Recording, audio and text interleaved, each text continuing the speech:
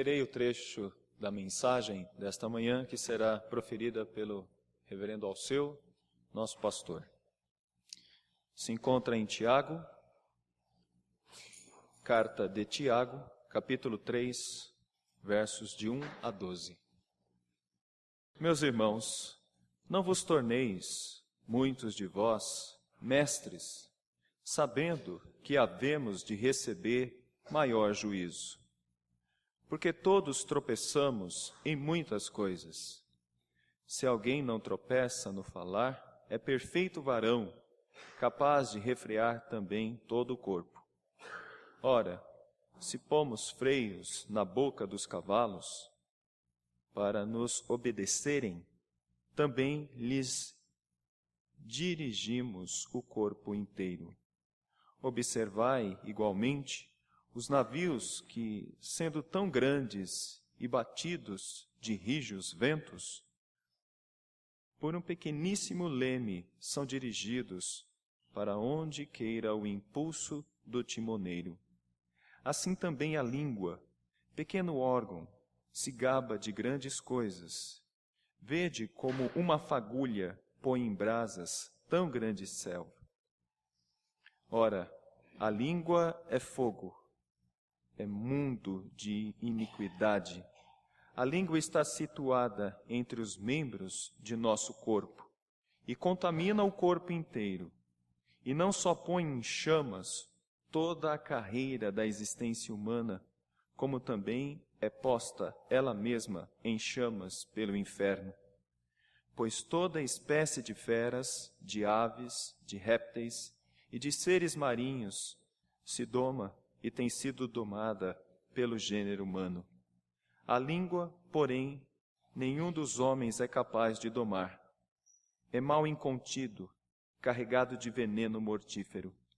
Com ela bendizemos ao Senhor e Pai, também com ela amaldiçoamos homens, feitos à semelhança de Deus. De uma só boca procede bênção e maldição. Meus irmãos, não é conveniente que estas coisas sejam assim. Acaso pode a fonte jorrar do mesmo lugar o que é doce e o que é amargoso? Acaso, meus irmãos, pode a figueira produzir azeitonas ou a videira figos? Tão pouco fonte de água salgada pode dar água doce. Uso indevido da língua fere o próximo, desagrada a Deus. O uso abençoado da língua edifica o próximo e honra a Deus. Porque toda essa preocupação de Tiago com a língua, meus irmãos, a língua é uma das expressões de nossa personalidade, cujo uso tem efeitos bons e maus, tanto no tempo quanto na eternidade. O seu efeito negativo ou positivo se impõe pelo poder da palavra. Palavra que somente a língua pode articular. Palavra e língua são cúmplices em todos os momentos. A palavra escrita se reveste de maior responsabilidade, porque ultrapassa o tempo, ultrapassa o seu momento imediato, podendo alcançar gerações e gerações. Há uma anedota que figura muito bem isso. Morreu um escritor e um ladrão. e ambos foram para o inferno. O ladrão teve um sofrimento imediato, depois foi para um outro setor, melhorou de condições. E o escritor, no seu suplício, já estava designado para suplício maior.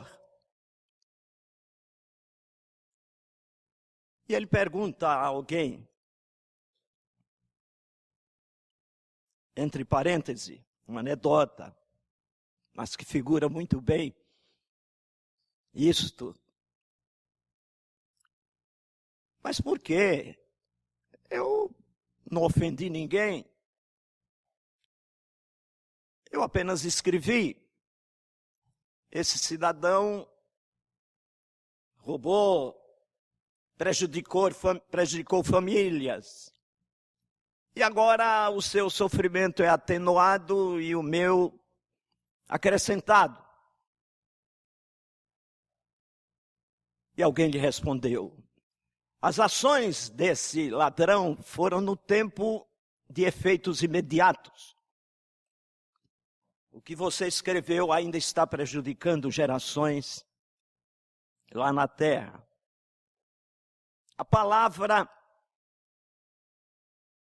tem um vigor muito grande e tem efeitos abençoados ou negativos. E a palavra é articulada pela língua.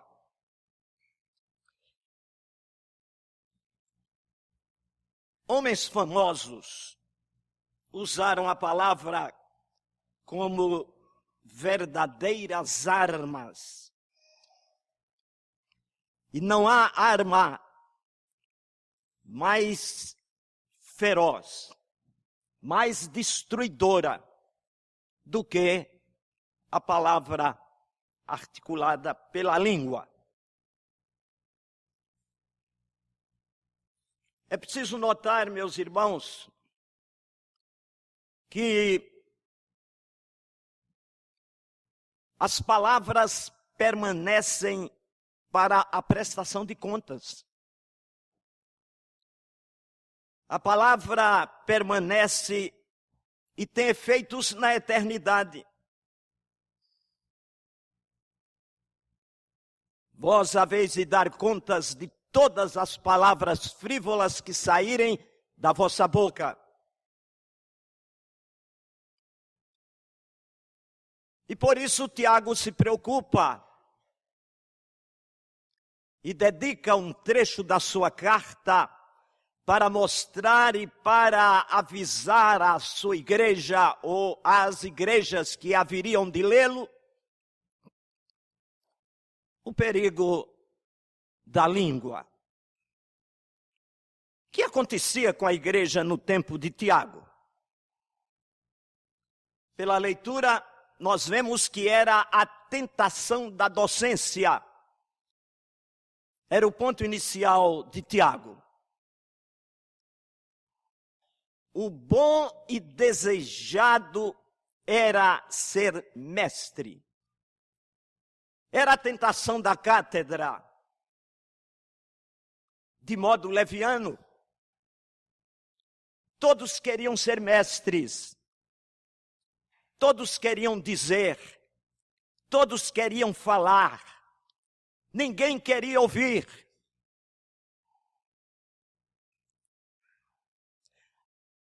Parece que, naquele tempo, qualquer um que se sentia disposto podia chegar à frente e ensinar. O desejo de ser chamado rabi, mestre, tornou-se a tentação do momento. E ninguém queria avaliar aquela grande responsabilidade de apontar, de orientar, de ajudar os outros através da palavra. Todos queriam ensinar. Poucos queriam ser ensinados. Todos queriam falar. Poucos queriam ouvir. Daí a exortação de Tiago vocês deveriam estar prontos para ouvir e tardios para falar. A preocupação do apóstolo é o uso leviano e irresponsável da língua, o qual resulta no espírito de jactância, provocando partidos. Produz maledicência.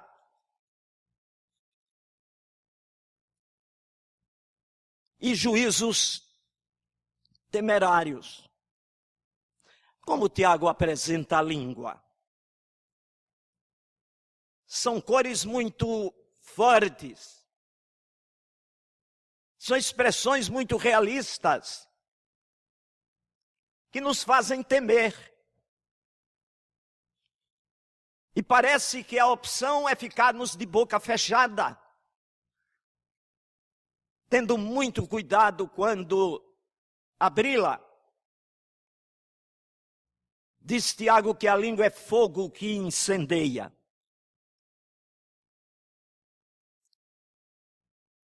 Vai se irradiando e se ramificando, destruindo o ambiente. É mundo de iniquidade que corrompe. É fera indomável que estraçalha. É veneno mortífero que mata. A língua, meus irmãos, é arma que muitas pessoas empunham com destreza. Tem sempre uma palavra forte. Tem sempre uma acusação. Isto é procedido de maneira sem caridade. É com a língua que mentimos, maltratamos, desrespeitamos o próximo, amigos, e ofendemos a Deus. Às vezes, para que a mentira seja mentira aquilo que se diz, não é necessário propriamente que se ouça mal, nem que se diminua a história, nem que acrescente a história que ouvimos. É muito fácil mentir. Pode uma pessoa dizer exatamente o que ouviu e ouvir exatamente o que foi dito e, contudo, deixar escapar de sua boca uma mentira, pela maneira como ele reproduz a história. Acrescenta, omite, e de acordo com o seu espírito e a sua inflamação, da sua boca pode sair mentiras. É interessante vermos, meus irmãos, que o pecado de Isaías, que chegou na sua consciência, foi a língua. Ai de mim que vou perecendo, porque sou homem de lábios impuros. E habito no meio de um povo de impuros lábios. E os meus olhos viram o Senhor. Não foi outra experiência do rico da parábola de Jesus, quando se encontrava no inferno, implorando que Abraão permitisse Lázaro com seu dedo molhado tocasse em sua língua. E aqui parece que a língua representava a tortura da condenação.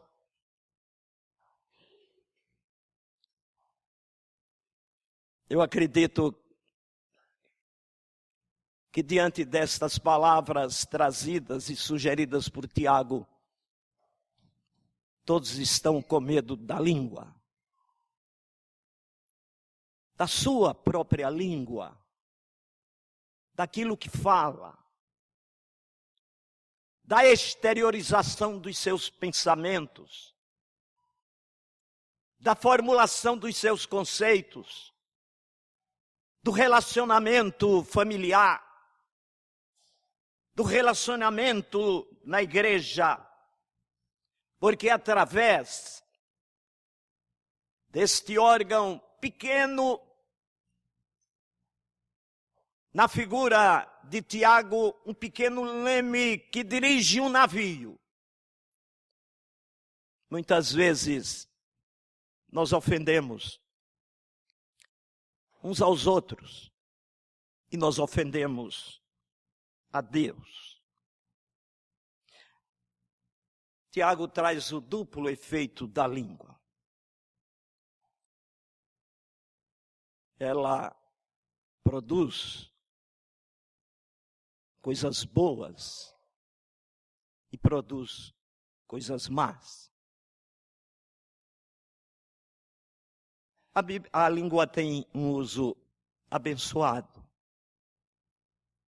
quando ela é controlada, quando ela é colocada aos pés de Deus. Quando nós nos lembramos que a palavra é uma arma que fere.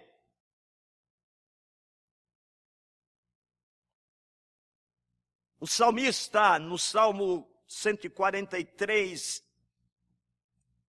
ordena que guardemos a língua.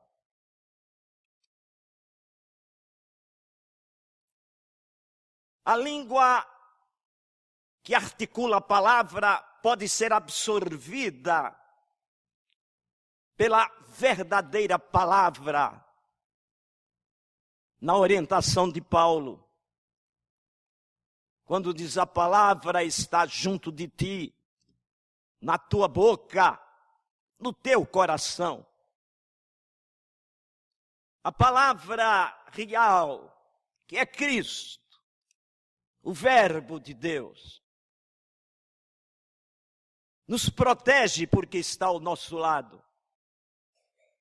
Controla as nossas palavras porque está na nossa boca. E dirige a nossa vida porque está no nosso coração. Esta palavra na nossa boca deve controlar as nossas palavras. Uma expressão abençoada da língua é fazer como o salmista aconselha no Salmo 19. As palavras dos meus lábios e o meditar do meu coração sejam agradáveis a ti, Senhor, rocha minha e redentor meu. O uso abençoado da língua é obedecer às palavras de Cristo. Seja a vossa palavra sim, sim, não, não. É relembrar a outra oração do salmista no Salmo 141. Põe guarda, Senhor, à minha boca, vigia a porta dos meus lábios. Meus irmãos, temos recursos para produzir bênçãos com a nossa palavra. Temos recursos pelo aconselhamento bíblico, pela vivência daquilo que a palavra de Deus nos ensina, para que a língua seja um canal de bênçãos, de despertamento, de consolo, de ajuda, de solidariedade, aqueles que muitas vezes tropeçam, aqueles que muitas vezes caem, aqueles que muitas vezes até nos podem ofender, mas que não sejam feridos, mortos, vingados pela palavra, pelo uso da língua. Vigiemos a nossa boca. Oremos com o salmista: põe guarda, Senhor, a minha boca, vigia a porta dos meus lábios. E como diz Davi no Salmo 51, e os meus lábios louvarão a ti, Senhor. Que tenhamos esta preocupação como Tiago teve. Tiago, para ensinar, e nós, para aprendermos. Amém.